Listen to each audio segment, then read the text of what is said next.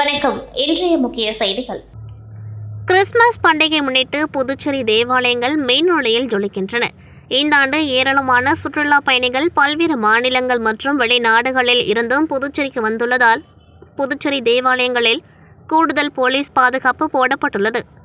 கூட்டம் தொடர்ந்து அதிகரித்து கொண்டு வருவதால் பொதுமக்கள் மற்றும் சுற்றுலா பயணிகளின் பாதுகாப்பு கருதி நகர பகுதியில் உள்ள தேவாலயங்களில் போலீசார் மோப்பநாய் உதவியுடன் சோதனை மேற்கொண்டு வருகின்றனர். புதுச்சேரி மாநிலத்தில் 5 மற்றும் 8ஆம் வகுப்பு மாணவர்களுக்கு கட்டாய தேர்ச்சி முறை ரத்து செய்யப்படுவதாக கல்வித்துறை அமைச்சர் நமச்சிவாயம் தெரிவித்துள்ளார். மேலும் ஜனவரி 1ஆம் தேதி முதல் இருசக்கர வாகனங்களில் செல்வோர் தலைக்கவசம் கட்டாயம் அணிய வேண்டும் என்பது குறித்து ஆலோசனை செய்து அறிவிக்கப்படும் என தெரிவித்துள்ளார். பள்ளிகளில் 5 மற்றும் 8ஆம் வகுப்புகளுக்கு கட்டாய தேர்ச்சி முறையை ரத்து செய்து மத்திய கல்வி அமைச்சகம் அறிவித்துள்ளது. இறுதித் தேர்வில் தோல்வியடைவோர் 2 மாதத்தில் மறுதேர்வு எழுதலாம். அதில் தேர்ச்சி பெற்றால் மட்டுமே மேல் வகுப்புக்கு செல்ல முடியும். துணைத் தேர்விலும் தோல்வியடைந்தால் அதே வகுப்பில் தொடர வேண்டும் என்று மத்திய கல்வித்துறை அமைச்சகம் தெரிவித்துள்ளது. இந்நிலையில் இது தொடர்பாக புதுச்சேரி மாநில கல்வித்துறை அமைச்சர் நமச்சிவாயம் செய்தியாளர்களிடம் கூறியதாவது: புதுச்சேரியில் புதிய கல்விக் கொள்கை அமலில் உள்ளதால் 5 மற்றும் 8ஆம் வகுப்புகளுக்கு கட்டாய தேர்ச்சி முறை ரத்து செய்யப்படுகின்றது. அரசு பள்ளிகளை தவிர்த்து தமிழக அரசின் பாடத்திட்டத்தை பின்பற்றும் தனியார் பள்ளிகளுக்கு கட்டாய தேர்ச்சி ரத்து அறிவிப்பானது பொருந்தும் என்றும், இந்த புதிய நடைமுறையின் மூலம் மாணவர்களின் கல்வித்திறன் மேம்படும் என்றார். மேலும் வரும் ஜனவரி 1ஆம் தேதி முதல் இருசக்கர வாகனங்களில் செல்வோர் தலைக்கவசம் கட்டாயம் அணிய வேண்டும் என அதிகாரிகள் மட்டத்தில் தெரிவித்த நிலையில் இது தொடர்பாக காவல்துறை டிஜிபியிடம் ஆலோசனை நடத்தி முடிவு அறிவிக்கப்படும். அதுவரை தற்போதுள்ள நடைமுறையை தொடரும். பொதுமக்களுக்கு ஹெல்மெட் குறித்து விழிப்புணர்வு ஏற்படுத்தப்படும் என்றார். புதுச்சேரி மாநிலம் காரைக்காலில் புகழ்பெற்ற தூய தேற்றரவு அன்னை ஆலயம் அமைந்துள்ளது. இங்கு ஆண்டுதோறும் புனித வெள்ளி, கிறிஸ்துமஸ் போன்ற விழாக்கள் மிக விமர்சையாக நடைபெற்று வருகின்றது. நேற்றிரவு கிறிஸ்துமஸ் பண்டிகை முன்னிட்டு தூய தேற்றரவு அன்னை ஆலய பங்குத்தந்தை பால்ராஜ்குமார், இணை பங்குத்தந்தை சாமிநாதன் செல்வம், ஆன்மீக குரு பன்னீர்ராஜ் ஆகியோர் சிறப்பு திருப்பலியினை நிறைவேற்றி வைத்து கிறிஸ்து பிறப்பு நிகழ்ச்சியையும் நடத்தி வைத்தனர். சரியாக நள்ளிரவு 12 மணியளவில் திருப்பலி முடிந்து அலங்கரிக்கப்பட்ட குடிலில் இயேசு கிறிஸ்து பிறக்கும் நிகழ்வில் முதுநிலை காவல் கண்காணிப்பாளர் லக்ஷ்மி சௌஜன்யா மற்றும் ஏராளமான கிறிஸ்தவ பெருமக்கள் கலந்து கொண்டார்கள். கிறிஸ்துமஸ் பண்டிகை முன்னிட்டு நகர் முழுவதும் காவல்துறையினர் பாதுகாப்பு பணியில் ஈடுபட்டிருந்தனர். முன்னாள் பாரத பிரதமர் அடல் பிஹாரி வாஜ்பாய் அவர்களின் 100வது பிறந்த நாள் விழா மற்றும் 2025ஆம் ஆண்டு புத்தாண்டை முன்னிட்டு மண்ணாடிப்பட்டு தொகுதிக்குட்பட்ட மக்களுக்கு உள்துறை அமைச்சரும் சட்டமன்ற உறுப்பினருமான நமச்சிவாயம் அவர்களின் சொந்த செலவில் குமாரபாளையம், கொடாத்தூர், தேத்தம்பாக்கம், மணவெளி, திருக்கனூர், செட்டிப்பட்டி, கூனச்சம்பட்டு, மணலிப்பட்டு உள்ளிட்ட பகுதியில் வீடுதோறும் சென்று சர்க்கரை மற்றும் 2025ஆம் ஆண்டிற்கான கேலண்டர் வழங்கும் நிகழ்ச்சி அமைச்சர் அவர்கள் கலந்து கொண்டு வீடுதோறும் சென்று அப்பகுதி மக்களுக்கு சர்க்கரை மற்றும் கேலண்டர் வழங்கி புத்தாண்டு வாழ்த்துக்களை தெரிவித்தார். நிகழ்ச்சியில் முன்னாள் எம்எல்ஏ அருள்முருகன், பாஜக பிரமுகர்கள் முத்தழகன், கண்ணன், சக்திவேல், கலியபெருமாள், ஊமதுரை, லோகநாதன் மற்றும் கட்சி நிர்வாகிகள், ஊர் பொதுமக்கள் கலந்து கொண்டார்கள். மறைந்த முன்னாள் பாரத பிரதமர் அடல் பிஹாரி வாஜ்பாயின் 100வது பிறந்தநாள் விழா நல்லாட்சி தினமாக கொண்டாடப்பட்டு வருகின்றது. அதன்படி புதுச்சேரி ராஜ்பவன் தொகுதியில் மறைந்த இந்திய பிரதமர் அடல் பிஹாரி வாஜ்பாய் அவர்களின் 100வது பிறந்தநாளை கொண்டாடும் வகையில் அஜந்தா சிக்னல் அருகே சட்டமன்ற உறுப்பினர் வி.பி. ராமலிங்கம் தலைமையில் கொண்டாடப்பட்டது. அங்கு அலங்கரித்து வைக்கப்பட்டிருந்த அவரது உருவப்படத்திற்கு சட்டமன்ற உறுப்பினர் வி.பி. ராமலிங்கம் மலர் தூவி மரியாதை செலுத்தினார். இந்த நிகழ்ச்சிக்கு ராஜ்பவன் தொகுதி பாஜக தலைவர் நாகராஜன் முன்னிலை வகித்தார். தொடர்ந்து அவரது பிறந்த நாளை நினைவு கூறும் வகையில் பொதுமக்களுக்கு இனிப்புகள் வழங்கப்பட்டது. இதில் ஏராளமான பாஜக நிர்வாகிகள் கலந்து கொண்டு மாலை அணிவித்து மலர் தூவி மரியாதை செலுத்தினர். பாரத ரத்னா முன்னாள் பாரத பிரதமர் அடல் பிஹாரி வாஜ்பாய் பிறந்தநாள் விழா நியமன சட்டமன்ற உறுப்பினர் அசோக் பாபு தலைமையில் அவரது அலுவலகத்தில் நடைபெற்றது. இதில் அலங்கரித்து வைக்கப்பட்டிருந்த முன்னாள் பாரத பிரதமர் வாஜ்பாயின் திருவுருவப்படத்திற்கு பாஜகவினர் 50க்கும் மேற்பட்டோர் மலர் தூவி மரியாதை செலுத்தி பொதுமக்களுக்கு இனிப்புகள் வழங்கினார்கள். மேலும் இதில் மற்றும் 2025ஆம் ஆண்டு கேலண்டர் வழங்கினர். இந்நிகழ்ச்சியில் தொகுதி தலைவர் விஜயகுமார், நகர மாவட்ட செயற்குழு உறுப்பினர் மஞ்சுளா பரமேஸ்வரன், அனைத்து பாரதிய ஜனதா கட்சி தலைவர்கள், கிளை தலைவர்கள், பொருளாளர்கள், பொறுப்பாளர்கள், உறுப்பினர்கள் என பலர் கலந்து கொண்டார்கள். புதுச்சேரி மாநிலம் காரைக்கால் மாவட்ட நிர்வாகம் சார்பில் முன்னாள் பாரத பிரதமர் அடல் பிஹாரி வாஜ்பாய் பிறந்தநாளை முன்னிட்டு நல்லாட்சி வாரமாக கொண்டாடப்பட்டு வருகின்றது. அதன் ஒரு பகுதியாக இறுதி நாளான இன்று தூய்மை இயக்கம், திடக்கழிவு அகற்றல், விழிப்புணர்வு இயக்கம் மற்றும் நாட்டு நலப்பணி திட்ட இயக்கம் மூலம் காரைக்கால் கடற்கரையில் தூய்மை பணி நடைபெற்றது. இதனை மாவட்ட ஆட்சியர் மணிகண்டன் துவக்கி வைத்தார். இந்த தூய்மை பணியில் துணை ஆட்சியர்கள், பல்வேறு துறை அரசு அதிகாரிகள், 100க்கும் மேற்பட்ட துப்புரவு பணியாளர்கள் மற்றும் 100க்கும் மேற்பட்ட பள்ளி கல்லூரி மாணவர்கள் கலந்து கொண்டு காரைக்கால் கடற்கரை முழுவதும் தூய்மை பணியில் ஈடுபட்டனர். மண்ணாடிப்பட்டு தொகுதிக்குட்பட்ட மக்களுக்கு திமுக மாநில துணை அமைப்பாளர் AK குமார் தனது சொந்த செலவில் இலவச கேலண்டர் வழங்கும் நிகழ்ச்சி PS பாளையம் கிராமத்தில் நடைபெற்றது. இதில் சிறப்பு அழைப்பாளராக கலந்து கொண்ட திமுக மாநில அமைப்பாளரும் எதிர்க்கட்சி தலைவருமான சிவா அவர்கள் கலந்து கொண்டு மண்ணாடிப்பட்டு தொகுதி முழுவதும் உள்ள மக்களுக்கு வீடுதோறும் சென்று 2025ஆம் ஆண்டிற்கான கேலண்டரை வழங்கி துவக்கி வைத்து புத்தாண்டு வாழ்த்துக்களை தெரிவித்தார்.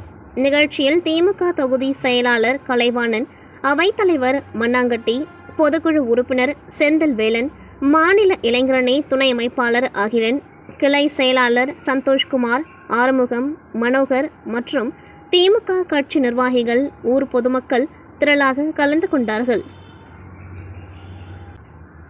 Rotary Club of Cuddalore Midtown சங்கத்தின் 30ஆம் ஆண்டான சாசன தின நிகழ்வின் மாவட்டம் 2981 2025-26ஆம் ஆண்டின் மாவட்ட ஆளுநர் ரோட்டரியன் லியோன் மற்றும் கடலூர் மண்டலம் உதவி ஆளுநர் நியமனம் ரோட்டரியன் ஜெய்சங்கர் ஆகியோருக்கு பாராட்டு விழா கடந்த 23ஆம் தேதி அன்று மாலை 6 மணியளவில் Rotary Club of Cuddalore Midtown சங்க கட்டிடத்தில் நடைபெற்றது. இந்த நிகழ்ச்சிக்கு சங்க தலைவர் ரோட்டரியன் முருகன் தலைமை தாங்கினர். மேலும் சங்க சாசன தலைவர் ரோட்டரியன் ராஜேந்திரன், மண்டலம் 25இன் உதவி ஆளுநர் ரோட்டரியன் வெங்கடேஷ் மற்றும் சங்க சாசன உறுப்பினர் ரோட்டரியன் ஆசை தம்பி ராஜு வரவேற்புரையாற்றினர். இந்நிகழ்ச்சியில் மண்டலம் 25இல் உள்ள முன்னாள் உதவி ஆளுநர்கள், மண்டல பொறுப்பாளர்கள், முன்னாள் தலைவர்கள், முன்னாள் செயலாளர்கள் மற்றும் ரோட்டரி உறுப்பினர்கள் கலந்து கொண்டார்கள். மேலும் இந்நிகழ்ச்சியில் 8 புதிய உறுப்பினர்கள் தங்களை ரோட்டரி சேவையில் இணைத்துக் கொண்டார்கள். மாவட்ட ஆளுநர் ரோட்டரியன் லியோன் அவர்கள் சிறப்புரையாற்றினர். முன்னாள் உதவி ஆளுநர் ரோட்டரியன் அப்பர்சாமி நிகழ்ச்சியை தொகுத்து வழங்க, இறுதியில் சங்க செயலாளர் ரோட்டரியன் சுப்பிரமணியன் நன்றி உரையாற்றினார். புதுச்சேரி சபாநாயகர் செல்வம் விதிகளையும் மரபுகளையும் மீறி செயல்படுவதாக கூறி அவர் மீது சுயேட்சை எம்எல்ஏக்கள் நேரு, அங்காளன் ஆகியோர் நம்பிக்கையில்லா தீர்மானம் கொண்டுவர கோரி சட்டசபை செயலரிடம் மனு அளித்துள்ளனர். மேலும் சுயேட்சை எம்எல்ஏக்களின் நம்பிக்கையில்லா தீர்மானத்தின் மீது சட்டமன்றத்தில் விவாதம் நடைபெறும் என சபாநாயகர் செல்வம் அறிவித்துள்ளார். இந்நிலையில் சட்டமன்ற கூட்டத்தொடரில் நம்பிக்கையில்லா தீர்மானம் கொண்டு வந்தால் அதனை காங்கிரஸ் ஆதரிக்கும் என காங்கிரஸ் கட்சியின் தலைவர் வைத்திலிங்கம் தெரிவித்திருந்தார். இந்நிலையில் சட்டமன்றத்தில் உள்ள தனது அலுவலகத்தில் செய்தியாளர்களை சந்தித்த எதிர்க்கட்சித் தலைவரும் திமுக மாநில அமைப்பாளருமான சிவா, 2 சுயேட்சை எம்எல்ஏக்கள் சபாநாயகர் மீது நம்பிக்கையில்லா தீர்மானம் கொண்டு வந்துள்ளனர். இவர்கள் இருவருமே அரசிற்கு ஆதரவு அளிக்கக்கூடிய சட்டமன்ற உறுப்பினர்கள். மேலும் அதில் ஒருவர் பாஜகவின் பி டீமாக செயல்படும் சுயேட்சை எம்எல்ஏ. தற்பொழுது சுயேட்சை எம்எல்ஏக்கள் கொண்டு வந்துள்ள தீர்மானத்தில் உள்நோக்கம் இருப்பதாக தெரிகின்றது. ஒருவேளை அவர்களின் உள்நோக்கம் நிறைவேறினால் தீர்மானத்தை வாபஸ் பெற வாய்ப்புள்ளது. இதனால் நம்பிக்கையில்லா தீர்மானத்துக்கு திமுகவின் ஆதரவு இல்லை.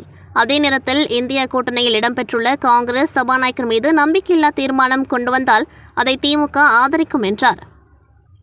தொடர்ந்து பேசியவர், தேசிய கல்விக் கொள்கையை ஏற்கனவே புதுச்சேரி அரசு ஏற்றுக்கொண்டு விட்டது. புதுச்சேரி கல்வித்துறையில் ஆசிரியர் காலி பணியிடங்கள் உள்ளிட்ட பல்வேறு குறைபாடுகள் உள்ள நிலையில் தேசிய கல்விக் கொள்கையை அரசு ஏற்றுக்கொண்டது சரியானதல்ல எனவும் அவர் தெரிவித்தார். தமிழக வெற்றி கழகத்தின் தலைவர் தளபதி அவர்களின் வாழ்த்துகளோடு கழக பொதுச் செயலாளர் ஆனந்த் அவர்களின் வழிகாட்டுதலின்படி புதுச்சேரி மாநில செயலாளர் சரவணன் அவர்களின் ஆசியோடு புதுச்சேரி மாநிலம் திருபுவனை தொகுதி இளைஞரணி தமிழக வெற்றி கழகம் சார்பாக திருபுவனை பேருந்து நிலையம் அருகில் 2025 புத்தாண்டு மற்றும் பொங்கல் வாழ்த்து சுவர் விளம்பரம் செய்துள்ளனர். இதற்கான அனைத்து ஏற்பாடுகளையும் திருபுவனை தொகுதி இளைஞரணி நிர்வாகிகள் RK ராஜா, அபிமன்னன், செந்தில்குமார், மகளிர் அணி நிர்வாகிகள் கீர்த்திகா, ராஜசேகர், சுமித்ரா பாலு மற்றும் கழக நிர்வாகிகள் காத்தவராயன், அருண், புகழ், ராகுல், ஹரிபிரசாந்த், முருகன், வேலன், தேவிஸ்ரீ பிரசாத், சுகன், ஹேமந்த், அருள்ராஜ் மற்றும் தோழர்கள் செய்திருந்தனர். புதுச்சேரியில் கடந்த 22ஆம் தேதியன்று NV சலூன் நிறுவனத்தின் சார்பில் மிக பிரம்மாண்டமான சிகை அலங்கார ஃபேஷன் ஷோ மற்றும் பிரம்மாண்டமான 2025ஆம் ஆண்டின் நாள்காட்டி ரிப்பன் வெளியீட்டு விழா ஒரே மேடையில் நடைபெற்றது. இதில் விருந்தினராக சட்டமன்ற உறுப்பினர் சந்திர பிரியங்கா, புதுச்சேரி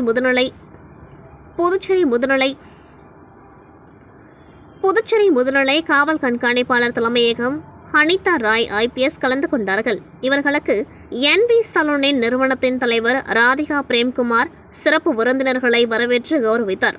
இந்த நிகழ்ச்சியில் முகூர்த்தம் மணப்பெண் தோற்றம், ஐயங்கார் மணப்பெண் தோற்றம், கிறிஸ்தவ மணப்பெண் தோற்றம், முஸ்லிம் மணப்பெண் தோற்றம், கேரள மணப்பெண் தோற்றம், பெங்காலி மணப்பெண் தோற்றம், ராஜஸ்தானி மணப்பெண் தோற்றம், மேற்கத்திய மணப்பெண் தோற்றம் மற்றும் பிரபல சிகை அலங்கார மற்றும் பிரபல சிகை அலங்கார தோற்றம், அழகிய சிகை அலங்கார தோற்றம், அனைத்து விதமான மணப்பெண் தோற்றம் உள்ளிட்ட 12 சிகை அலங்கார தோற்றங்களில் மாடல் அழகிகள் பங்கு பெற்ற ஃபேஷன் ஷோ நடைபெற்றது.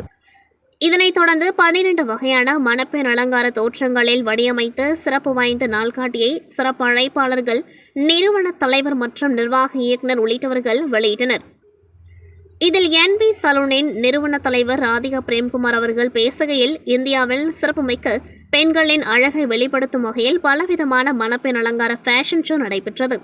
மேலும் 12 வகையான சிகை அலங்காரத்துடன் அழகிய பெண்கள் அடங்கிய புகைப்படத்துடன் கூடிய நாள்காட்டி வெளியீட்டு விழாவில் கலந்து கொண்டு சிறப்பித்த சிறப்பு அழைப்பாளர்களுக்கு நன்றினை தெரிவித்தார்.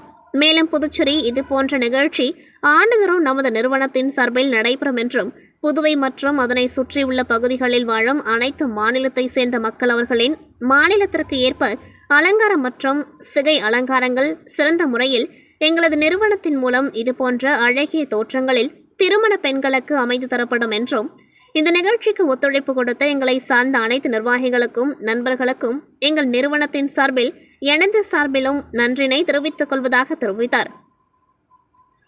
இதில் NV சலூனின் நிர்வாக இயக்குனர் பிரேம்குமார் நிகழ்ச்சிக்கான அனைத்து விதமான ஏற்பாடுகளையும் செய்தார்.